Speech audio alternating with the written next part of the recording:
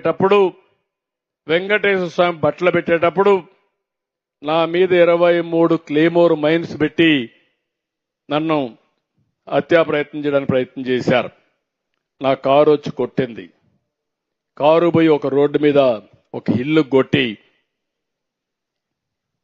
ఎట్లా బతికానో నాకే తెలియదు.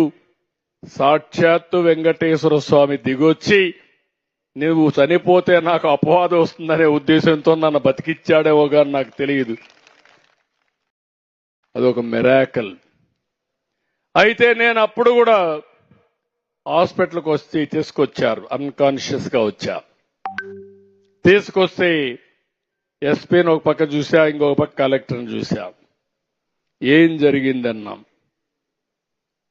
మీ మీద క్లేమోర్ మైన్స్ బ్లాస్ట్ చేశారు సార్ అన్నారు. ఎస్పీని చూసి నీకేం చెప్పాను అని అడిగా. కాసేపు ఆలోచించి తలకొంచున్నాడు.